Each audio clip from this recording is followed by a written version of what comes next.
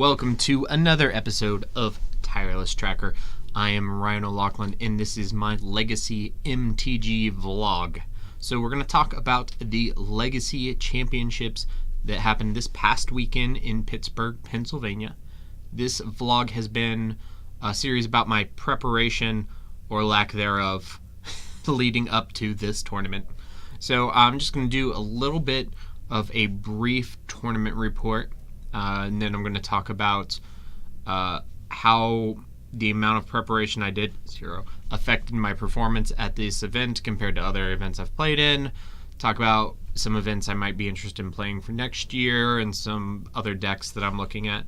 But let's just jump in. So the event was at the David L. Lawrence Convention Center in Pittsburgh, Pennsylvania last Saturday. I think it was the October 22nd. Super pumped. 711 players, I think. 11 rounds of Swiss, followed to a cut to top 8, which would happen the next day. Sit down for round 1, ready to go. If you watched the previous episodes, you know that there's this big long thing, and I finally ended up on Shardless. So I was playing Shardless Bug because that was the deck that I knew best. I wasn't able to do any really preparation for this event, so decided to just play the deck I knew the best. Wasn't able to update my list or my sideboard or my sideboarding map, just running it all back because I had really good success with that list. And even though it was a different meta, and obviously I knew it'd be better to have an updated list, I haven't been committing a lot of time to Magic recently, so just ran it back. All right, so round 1. Look at the pairings board. Playing against Lawrence Harmon. Now, that's a name that's known a lot in the Legacy community. Maybe if you're not huge in Legacy or you just play a little bit, you may not know him. But he was one of the more prominent Miracles players, and he's also a regular, reoccurring guest on the podcast Leaving a Legacy, which is one I highly recommend. So I knew who he was.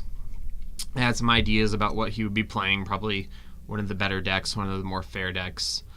Check Piler, Grixis Delver. Went over and sat down. He was really nice. Introduced myself. Said that I knew who he was from the podcast. Asked him about his cat. That's a thing. When we started playing, he was on Grixis Delver, which is one of the best matchups for Shardless Bug. It's a big reason to play the deck. I actually have a really good record against the deck specifically. And I was very rusty, and I did some really sloppy things, like I missed a GT trigger. I've played with so many GTs in my life, but that was my first competitive tournament in 9 months, and I just straight missed a GT trigger, and a few other things like that. There was one turn in particular where I didn't sequence my removal spells totally the best I could have. But anyways, I played a little sloppily, but because the matchup was so good for me, and in the third game, he didn't draw as well as he could have. I was able to get there. True Name Nemesis was a little scary, but Liliana's helped out with that, faux sure. The funny story, the game I lost, game 2, my opening hand was Fatal Push, Baleful Strix, land, and was like, got this game, I got this game, and then I didn't, because it's just like, True Name, ha, text. I'm like, Liliana, kill it. Forkbolt, you dead. Oh. Anyways, managed to get past that. Lawrence was a really great guy. Next round 2, I played against Slivers, and I sat down, and the guy's like, I bet you don't know what I'm playing. You're right, I don't know what you're playing. This guy was the type of guy you'd expect to be playing Slivers. He was like real happy to be there, like just ready to have fun. Made jokes with me about how he beat an empty table round 1. But anyways, so I played against the Meat Hooks, and he almost muscled me out of the match. He was almost a predator. My chances of winning were crystalline. I know I mowed all those jokes in the previous episode. Anyways, I was able to win 2-1. I lost the first game because that is not a good matchup for Shardless Bug, but the sideboard plan I had Elves and Death and Taxes. It is one of the 2 of the primary decks I wanted to beat, so I had a really good sideboard plan against little go wide strategies. I had Fatal Pushes, Toxic Deluges, Maelstrom Pulses, so I was ready. Game 3 actually killed 3 crystalline slivers. If you don't know crystalline sliver, that's the white and a blue for a 1/1 sliver that says slivers you control have shout. I killed 3 of them. 2 with Liliana's and 1 by blocking with a Shardless Agent. It was amazing. Anyways, so moving on to round 3. My old nemesis, the deck that knocked me out of day 2 contention at the SCG Open in Philadelphia last year. Yeah, the Eldrazi tournament. Enchantress. But it wasn't Nulamog this time that I was facing. It was a far greater foe. A foe with 20 power and 20 toughness and several keyword abilities. That's right. It is Martelage. Oh. So, I know he plays Enchantress on turn 2. I'm like, can't do that. Force that. Turn 3, he goes, alright, Elephant Grass. I'm like, Abrupt Decay that. And then he untaps, he plays Solemnity, and this is my face. Oh no. And then he says, Dark Depths. Oh no. No counters? Make a Martelage? I'm like, oh no! I actually had a Baleful Strix in play, which gave me a turn to draw Liliana. Didn't get there. Ugh. And then basically the exact same thing happened in game 2. Like, I Abrupt Decayed a couple things, I forced something, Solemnity, Dark Depths, block with Baleful Strix, draw Liliana, nope, dead, 2-0. That goes real nice too. Moving on, round number 4, I played against local hero Curtis Taylor, who was on Infect. Great guy, one of the most friendly Magic players that we have here in the Morgantown area. We had 3 good games. Unfortunately, well, we had 2 good games, and then in game 3, he made a couple mulligans, and it didn't go very well. I ended up taking that match 2-1. He was very gracious about it. Curtis is a great guy, and I love having him here. Then I got mine in round number 5. I faced Infect again, and he just 2-0'd me, just straight. It's like, alright, just play an Inkmoth Nexus, force something, pump spell, kill me. Like, 2 games in a row. It was like a 10-minute match. He left a bloated, bubbly purple corpse. Ugh, it was gross. So next match. So at this point, I'm 3-2. Not feeling great, but definitely wanting to play more and have fun. Know I'm probably, have to probably win out to be in prizes, or maybe one more loss, but just ready to play and have fun. Next round, I play against Lands, which is probably legitimately the worst matchup. It's so hard to beat Lands. It's almost impossible.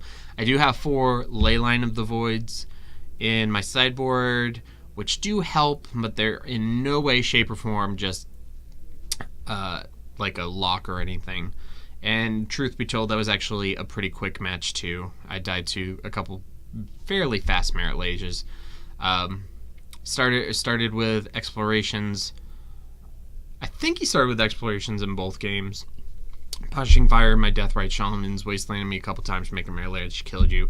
We actually, I expended such a small amount of brain power during those games, we actually just played a 3rd game for fun, which normally in a competitive event is something I would advise against, but at that point I had 3 losses and was really out of anything, and we still had over 30 minutes on the clock, and I didn't use any of my brain power for the first 2 games, so why not? Came here to play Legacy. He was very nice as well. I'm sorry I don't have all these guys' names, but actually all my opponents were wonderful during that event. Then I played Death and Taxes against the guy like my Slivers opponent, someone who was very happy to be there. Death and Taxes is not a great matchup for Shardless Bug, but with the sideboard plan I have, I'm very comfortable. However, there are still games that you just lose, where they go Port, Vile, Plains, Thalia, Violin, and my Mother of Runes, untap, port you, wasteland you, attack with Thalia, Stoneforge Mist, just blah. Basically there were 2 games like that in a row. I did, in the first game, I did get to a point where I was able to Toxic Deluge after he cast a Mirren Crusader, but then he played Batterskull after that, and then he put Batterskull on a creature, and it was real bad. Had a Toxic Deluge in my hand for all of game number 2, and thanks to Rashad Import, never once was I able to cast that sucker. And a Thalia too. Love Thalia. She's my girl. So round number 8, I played against another local player, Brian Swanson, one of the infamous Swanson brothers. He's a really great guy. Played the Shardless Bug Mirror, but we are on 2 different builds.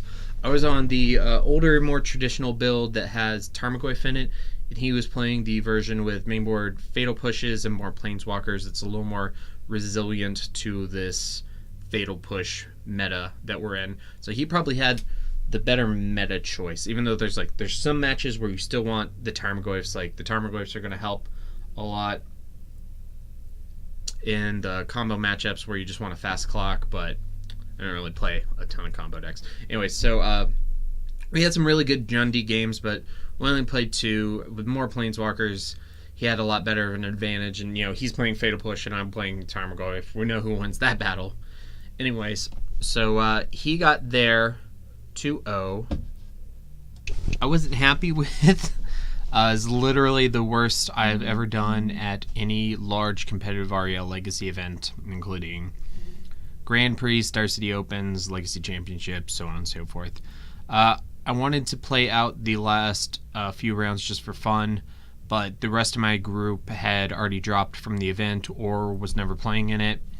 They were all ready to get dinner, and I didn't feel like it was right of me to make them wait another 3+ hours to go, since I was driving, to essentially play just for fun, for nothing. So I went ahead and dropped, one of the very few times I've ever dropped from a Legacy event. I had a lot of fun on the day, even though it didn't go well.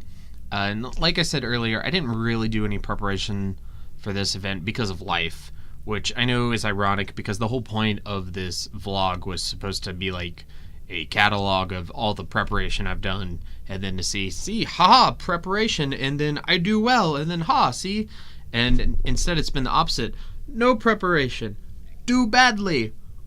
Okay, so I guess I just want to say that this is not the end of Tireless Tracker. I want to play in another event next year, possibly Grand Prix Richmond at the end of August, which will be Legacy. I think there's a decent chance I'll be able to attend that event. I'm already working on a deck choice. I want to choose a deck soon, and then just, test that deck for as long as possible, at least 6 months. So my short list is Maverick, Punishing Maverick, Death and Taxes, Dr. Evil, which is Andrew Lincoln's Sultai Control Lands-ish deck that was top 16 at GP Las Vegas, which I think I did an episode on. And then Leon Dr. Bob, which is the Bug Green Sun Zenith deck that made top 16 at Eternal Extravaganza this year. I'm sorry, I don't know who plays that. Who the name of that person.